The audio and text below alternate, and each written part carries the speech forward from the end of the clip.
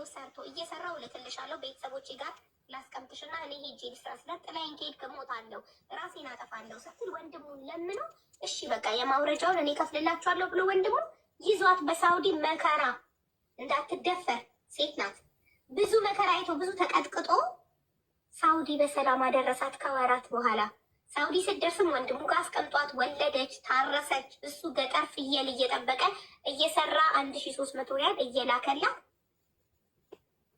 ከዛስ እሱ ተያዘ። ከ7 ወር በኋላ እሱ ተይዞ እስር ቤት ሲገባ እሷ ቲክቶክ ከፍታ ቲክቶክ ላይ እንድሪስ የሚባለውን ሰውዬ ጠበሰች። ያው እየጻፈች ነው ላስገባት። ኦኬ ባል የለኝም ልጅ የለኝም ሲንግል ነኝ ብላ ተጣበሰች እና አስኮበለላት። ከወንድሙ ቤት አስጠፋት። ይሄ ነው የእሱ ታሪክ። ኦኬ ጠየቅናት። አዎ እውነት ነው ብላለች፣ አልካደችም። እሺ ቢያንስ ሰላም አለይኩም ወራህመቱላሂ ወበረካቱ። ውድና የተከበራችሁ የተወደዳችሁ የሉት ቤተሰቦች እንደምን አላችሁ? እንደምን ቆያችሁ? እንደምን ሰነበታችሁ? ከኔ ጋር አልሐምዱሊላህ ረብል ዓለሚን ሁሉ መልካም ሁሉ ሰላም ነው። ለዚህ ዩቲዩብ ቻናል አዲስ የሆናችሁ ላይክ እና ሼር ሰብስክራይብ እያደረጋችሁ ቤተሰብ እንድትሆኑ በትህትና እጠይቃለሁ ማለት ነው። እንደዚሁም ክርስቲያን ወገኖቼ ሰላም ሰላም ብያለሁኝ። ለዚህ ዩቲዩብ ቻናል እንግዲህ ያው አዲስ የሆናችሁ ሰብስክራይብ ያላደርጋችሁ ሰብስክራይብ አድርጉ ማለት ነው። እዚህ ዩቲዩብ ቻናል ላይ ለእናንተ ይጠቅማል ያስተምራል የምላቸውን ነገራቶች ሁልጊዜም ሼር አደርጋለሁ ወደ እናንተ ማለት ነው። ዛሬ ደግሞ እጅግ በጣም ኒንጃ በጣም እንደ ሴት ያፈርኩበት ነው ይዤላችሁ የመጣሁት ነገር ግን ደግሞ ያሳዝናል። በቃ እኔ አላቅም እንደ እናትም እንደ ሴትም ትንሽ የሆነ እንትን ይላልና በትዳር ላይ ትዳር በኒካ ላይ ኒካ በተለይ ያው እኛ እንደ እስልምና በእርግጥ ልጅቷ ልጁን ብላ ነው ልጁን ወዳ ነው ወደ እስልምና የመጣችው እምነቱን አምናበት ምናምን አይደለም። ግን ቢሆንም ደግሞ በየትኛውም እምነት ቢሆን በትዳር ላይ ትዳር አይፈቀድም። ብዙ ጊዜ የምንሰማ በወንዶች ላይ ነበረ። ዛሬ ላይ ግን በሴቶች ላይ ወንዶች በነገራችን ላይ እንደኛ አይለፈልፉም፣ እንደኛ አያወሩም፣ እንደኛ በየቦታው እየሄዱ አያለቅሱም። ዋጥ ነው የሚያደርጉት ስሜታቸውን ማለት ነው። እና ከስንት አንዶች ናቸው ሚዲያ ላይ ሲብስባቸው የሚያመጡት። እና ዛሬ ባለ ታሪኮቻችን መግቢያ ላይ እንደተመለከታችሁት ነው ባልየው ኢትዮጵያን የተጋቡት እና ስነግራችሁ ኢትዮጵያ ተጋብተው ከዛም በኋላ በጣም ነው የሚወዳት። የክርስትና እምነት ተከታይ ናት፣ እሱ ደግሞ ሙስሊም ናት። ያው እሱን በማለት አንድ እምነት ይጠቃልላሉ፣ ይጋባሉ። ከዛም በኋላ የሀገራቸው ረብሻ ላይ ስለነበረ ከዛም በኋላ ምን ያደርጋሉ? ወደ ሳውዲ አረቢያ እሱ ሊሄድ ነበረ መጀመሪያ ማለት ነው። ወንድሙ እዚህ ሳውዲ አረቢያ ላይ ነው ያለውና ከዛም በኋላ እኔ ክሎሮክስ እጠጣለሁ፣ በረኪና እጠጣለሁ፣ አብሬ ካላርጉኝ በረኪና እጠጣለሁ። እንግዲህ ሁለት ነፍስ ናት፣ እርጉዝ ናት። አብሬ ሙትት ትላለሁ እንጂ ካንተ ተነጥዬ አልቀርም ትላለች። ከዛም በኋላ እሺ ይልና ይሄ ልጅ ለወንድሙ ተናግሮ እሺ በቃ አነሳችኋለሁ ይልና እምቢ ስትለው በዛ ላይ ደግሞ ልጁ በመንግስት ይፈለጋል። ስለዚህ ያለው አማራጭ ሀገር መልቀቅ ስለነበረ በባህር ይገባሉ። ከዛም በኋላ በባህር ከገቡ በኋላ በጣም ስቃይ ያለው 7 ወር ያክል በመንገድ ላይ ለምን እሷ ሁለት ስለሆነች እርጉዝ ስለሆነች እንደ ልቧ መራመድ አትችልም፣ ያማታል። ከእሷ ጋር እየተሰቃየ 7 ወር ሙሉ በድንበር ላይ ያሳልፋሉ ማለት ነው። እሷ እንዳትመታ ኢቭን እሷ እንዳትመታ ሲናገር ማለት ነው ልዩ ኢቭን እሷ እንዳትመታ እሷ ላይ እንደዚህ ተኝቼ ደረቴን ምን መቶኛል አለ ጥይት። ያው ድንበር ላይ ትኩስ ምናምን ስላለ ማለት ነው። ከዛም በኋላ እሷን ለመድፈር ምናምን ሰዎች ምናምን እንትን ይላሉ። ተሷ ስከላከል ብዙ ተደብድቤ ያለው ብዙ ደምቻለሁ፣ ብዙ ቆስል ያለው አለ። ይህን ሁላ ችግር አሳልፈው በስተመጨረሻም ሳውዲ አረቢያ ይገባሉ። 5 ጊዜ ከሚሻወር ላይ ይመለሳሉ። ለምን? እሷን እያመማት 5 ጊዜ እየወጡ ይመለሳሉ። ለምን? እሷን እያመማት። ከዛ እንደዛ ሆኖ ሳውዲ አረቢያ ላይ ይገባሉ። ሳውዲ አረቢያ ከገቡ በኋላ የ7 ወር ነው የ8 ወር ጉዝ ባለሳሳት የ8 ወር ይሞላታል። ከዛም በኋላ ትገባና ያው እሷም ተወልዳለች። እሱም ደግሞ ገጠር ፍየል እየጠበቀ ብር ይልክላታል። ከዛም በኋላ ትወልዳለች። ወንድሙ ጋር ሆና ወልዳ ልጇን ወልዳ የእሱ ወንድም ልጁን ይዞ ኢትዮጵያ ያደርሳል። የእሱ ወንድም ማለት ነው። ከዛም በኋላ እሱ ይያዛል። ልጁ ማለት ነው። ልጁ ሾርጣ ይዘውና ወደ ኢትዮጵያ፣ እሷ ደግሞ እሱ ሲያዝላት ሌላ ባል ጠብሳ ወዴት ጥፍት ትላለች? ወደዛኛው ልጅ ጋር ማለት ነው። በትዳር ላይ ትዳር ጥፍት ትላለች። ከዛም በኋላ ይሄ ልጅ በጣም ይናደዳል። ብዙ ነገር እንግዲህ ብዙ ነገር ሆኗል። እዳቸውን አልከፈለችም፣ የመጣችበትን አልከፈለችም። የመጣችበትን ሳትከፍል ነው ሌላ ወንድ ትዳር የለኝም ባል የለኝም ልጅ የለኝም ብላ አይኗን በጨው ጥብ አድርጋ ከዛ በኋላ ተጀናጅና ከሌላ ወንድ ጋር ላሽ ትላለች። ከዛም በኋላ ይሄ ልጅ በጣም ሀገር ገብቷል ምናምን፣ ልጇ ወድቆ ምናምን፣ ልጇም ታማሚ ነው። ይሄ ልጅ የሚያሳክምበት ነገር የለም። ብቻ ታውቃላችሁ ብዙ ቻሌንጆች ይኖራሉ። እና ከዛም በኋላ ኢትዮጵያ ከገባ በኋላ እንደዚህ ብዙ ቻሌንጆች ይገጥማሉ። ከዛም በኋላ ተመልሶ አሁንም ወደ አረብ ሀገር ይመጣል። እሺ ብሩን ማን ነው እሺ ትዳሩን ካልፈለግሽ ብሩን ክፈይ፣ የመጣሽበትን ብር ክፈይ ይላታል።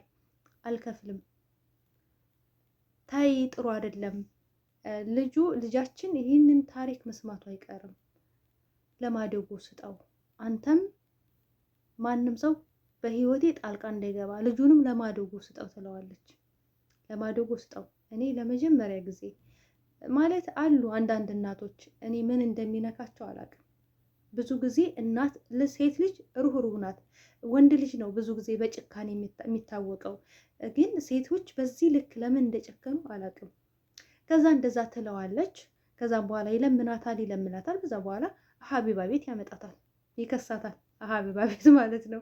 እነችን ሀቢባን በነገራችን ላይ ሰው ይጠላታል፣ በተለይ ወንዶች ማለት ነው። እኔ በፊት እጭል ነበር። አሁን ላይ ግን እንደዚህ የተበደሉ ወንዶች የተበደሉ ሴቶችም ወንዶችም ፍትህ ሲያገኙ ሳይ ደስ ይላል ማለት ነው። እና ያመጣታል። ሁሉንም ነገር አመነች። በትዳር ላይ ትዳር እንዳገባችም አመነች። ብሩንም እንዳልከፈለች አመነች። ምክንያቱም ብሩ ምንም አይነት መረጃ የላትም። ልጁ ግን መረጃ አለው እና አመነች እላችኋለሁኝ። ከዛም በኋላ ያኛው ያገባችው ውሽሜ ደግሞ የእርቃን ፎቶ ይዞባታል። ምንም ነገር ካደረግሽ ያን የእርቃን ፎቶ ለቅብሻለሁ እያለ ያስፈራራታል። ተኸየሉ እንግዲህ አንዳንዴ በሰው ላይ ግፍ ስንሰራ በእኛ ላይ ምን ይመጣል ብለን ማሰቡ ጥሩ ነገር ነው። ከዛም በኋላ ተባሏ ፈልቅቆ ወስዶ ባሏን የራስ ጉዳይ ብላ ሄዳ ሌላ ችግር ውስጥ፣ ያኛው ደግሞ የራቁት ፎቶ ይዞ ያስፈራራታል። ምክንያቱም ለሱ ብር ካልሰጠች ያንን የራቁት ፎቶ ይለቅባታል። አያችሁ፣ አንዳንዴ ሰውን ለመበደል ለሰዎች የምንቆፍረው ጉድጓድ ውስጥ እኛ እንገባበታለን እና በተለይ በትዳር ህይወት ላይ አለመታመን በጣም በሽታ ነው። በተለይ ደግሞ ሰው በጣም ብዙ መከራ ያሳለፈልንን ሰው ህይወታችንን የታደገውን ሰው እንዴት እንከደዋለን? እንዴት? እኔ እንደው አንዳንዴ እኔ አላቅም ምን ያክል ሰይጣን ቢፈታተናነት ነው? ምን ያክልስ እንደው እኔ አላቅም። ይሄን ያህል ርቀት ሄዳ በትዳር ላይ ትዳር መመስረት፣ በልጅ ላይ መጨከን። ከዛም በኋላ አሁን በመጨረሻም ለማንኛውም ብሩን ልትከፍል ተስማማች።